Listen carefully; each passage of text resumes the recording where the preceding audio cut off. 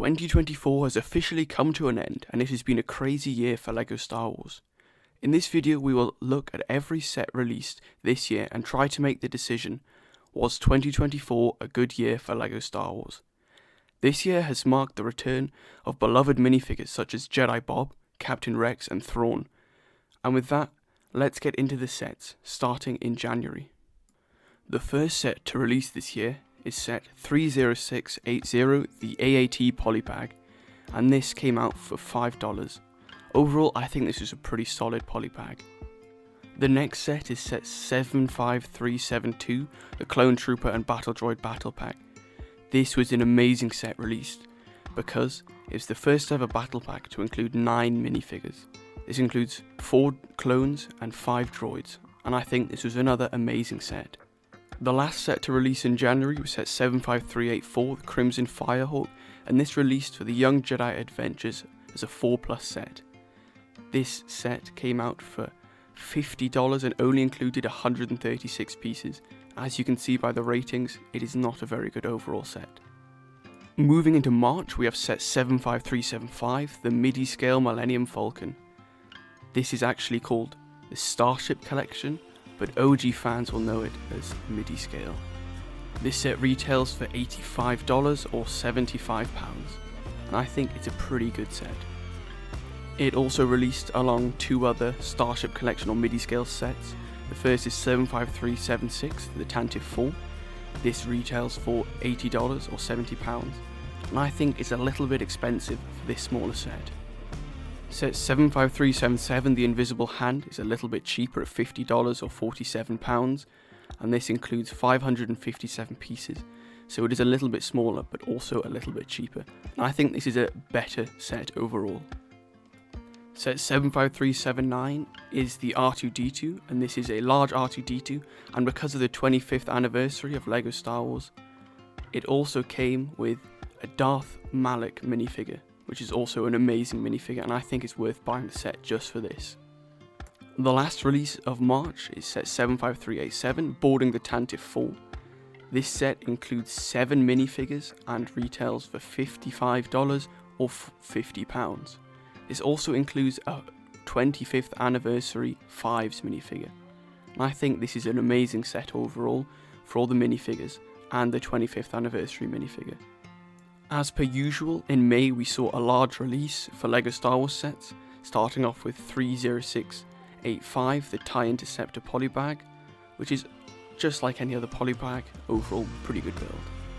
For the May the 4th Star Wars celebration, set 40686, Trade Federation Troop Carrier, was released as a gift with purchase, and is an absolutely amazing gift with purchase, having 8 minifigures, battle droids, and 2 of these are unique battle droids as well.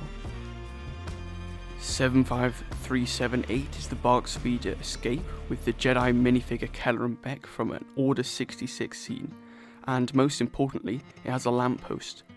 For those of you that didn't understand, this is major because it's the first thing we've ever got of a Jedi temple in LEGO. Set 75380, the Mos Espa Pod Race diorama, I think an overall disappointing diorama set. With a staggering price of $80 or £70, you only get 718 pieces and no minifigures to go with it. 75381, the Droideka, was released for the Phantom Menace anniversary and cost $65 or £60. 75382, the TIE Interceptor, was last year's May 4th UCS set and cost $230 or £200. And in my opinion, I think it's a pretty good build for a UCS set. The last release of the May 1st wave is 75383, Darth Maul Sith Infiltrator. I bought this set at the time and I was sadly disappointed by the size of the Sith Infiltrator build, as it is very small. Despite the build being small, the minifigures are quite good for this set, with a Qui-Gon Jinn in a poncho. Moving along into June, we see 75373, Ambush on Mandalore Battle Pack. This battle pack retailed for $20 or £20, which is a markup from the original battle pack price. To go along with that battle pack, we have set 75386, Paz Vizsla and Moff Gideon Battle. This set costs $40 or £35 and includes 4 minifigures. and I think it's a pretty good set overall, despite it being a little bit expensive. June also saw Luke Skywalker coming into mech form in set 75390, Luke Skywalker X-Wing mech. This set costs $16 or £13. The last set that released in June is a very controversial one. Set 75391, Captain Rex Y-Wing Microfighter, saw the return of the beloved Captain Rex minifigure, which used to go for hundreds on eBay, and now you could get it in just a $13 or £12 battle pack, which made quite a lot of fans unhappy. But also, on the other hand, younger fans were happy to finally get this minifigure without paying a huge amount. August started off with this year's 3-in-1 pack, which were all sets from the previous years.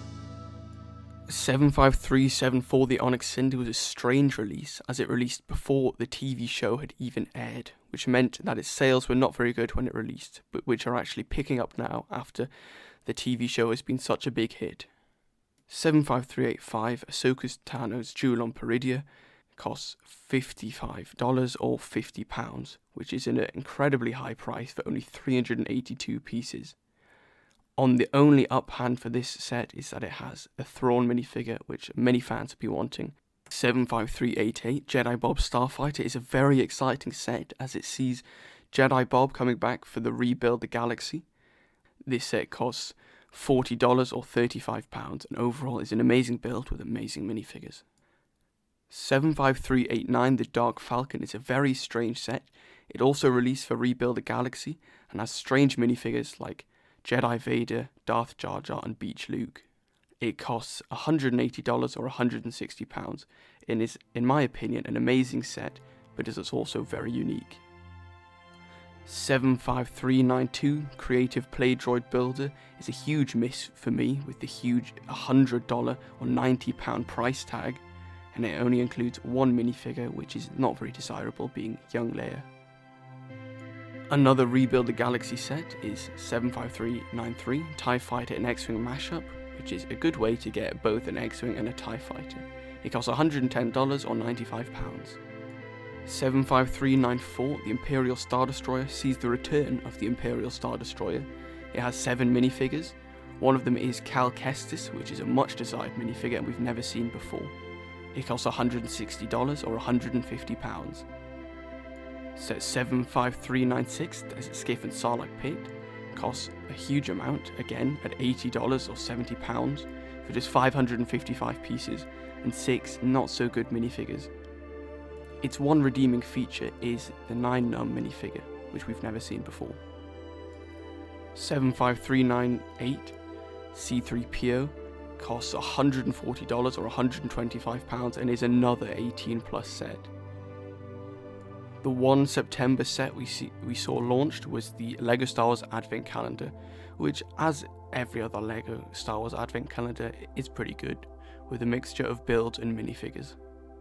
Moving on to the last wave of 2024, we have 40755 Imperial Dropship vs Rebel Scout Speeder. This set costs $40 or £35 and is a battle pack, but not quite a battle pack, and it has the last 25th anniversary minifigure.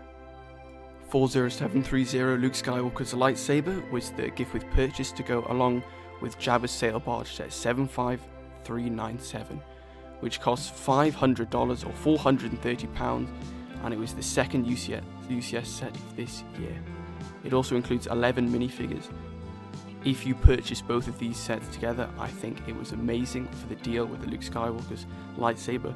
Otherwise, the Jabba's sail barge is a bit overpriced by itself.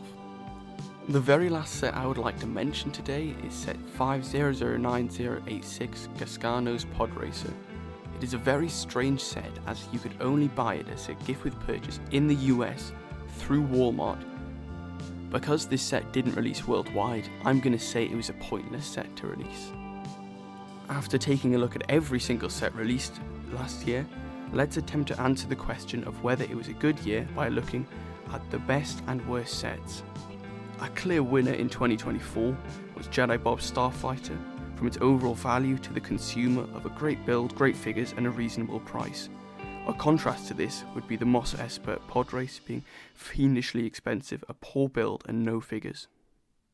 In 2024 we saw Rebuild the Galaxy release, and I think many fans will say that the sets for Rebuild the Galaxy were overall pretty good. Overall, I think 2024 was a great year for LEGO Star Wars, despite the one or two flops that are bound to happen every year. We also saw a price increase due to inflation and partially LEGO's greed with LEGO Star Wars, but the prices are still overall manageable to the consumer. Thank you for watching, and don't forget to subscribe if you want to see what 2025 brings for LEGO Star Wars. See you in the next one.